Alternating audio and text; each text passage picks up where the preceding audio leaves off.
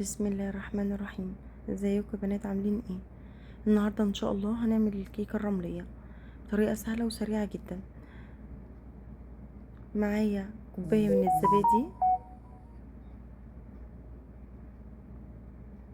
نفس كوبايه الزبادي هحط منها كوبايه من السكر، بنفس الكوبايه هحط برضو كوبايه من الزيت،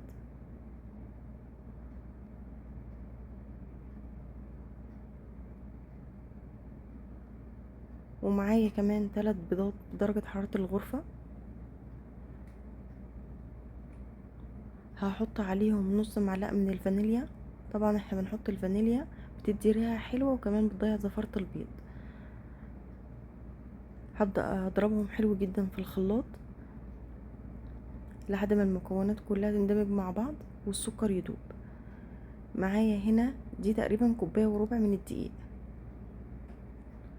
طبعا لازم ننخل الدقيق، طالما بنعمل كيك لازم ننخل الدقيق كويس جدا لانه بيدي هشاشة حلوة جدا للكيك.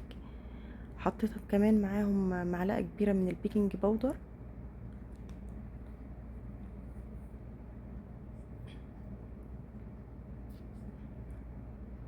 هبدأ بقى انزل عليهم بالخليط اللي احنا جهزناه.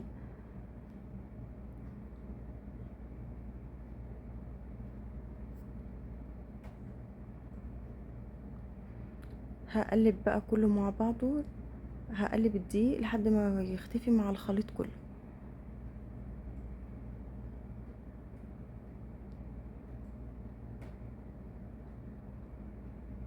بجد بنات الكيكة دي حلوة جدا، جربوها وان شاء الله تعجبكم. شايفين قوام الكيك؟ ده القوام المظبوط ان شاء الله بتاعها. هنا معايا معلقه صغيره من الزيت هدهن بيها بس الصينيه.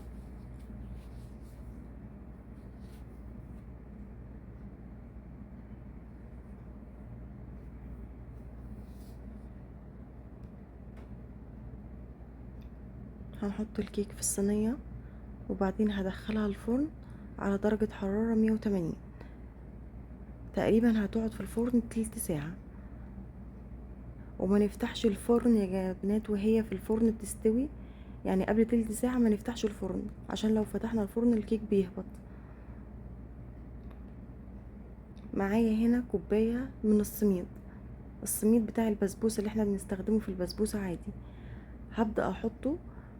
انا الكوبايه دي طبعا احنا مش هنستخدم الكوبايه دي كلها، احنا هنستخدم منها تقريبا ربعها، بس انا بحب احمصه كده هوت واسيبه لان بس بعمل الكيك دوت كتير فيبقى جاهز معايا استخدمه على طول. هنبدأ نحمصه لحد ما يتحمص شويه. شايفين هو ده بقى لونه. انا عايزاه يكون اللون دوت. خلاص الكيك هنا كان استوى وطلع، بجد كانت ريحتها حلوه جدا. طبعا الاساسي في الوصفه هو الحليب المكثف والسميد. الاساسي بتاع الكيكه الرمليه الحليب المكثف والسميد. هوزع الحليب المكثف على الكيك.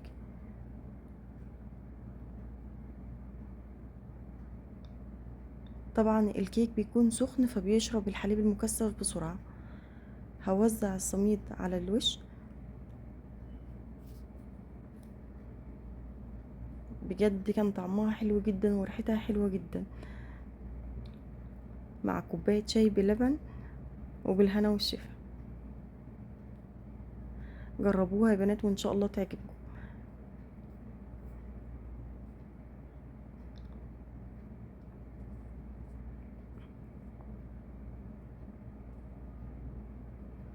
وهنا نكون بقى وصلنا لنهاية الفيديو، وان شاء الله نشوفكم في فيديو جديد. انا هقطع الكيك واوريكم هو قد ايه كان هاشش من جوه وحلو.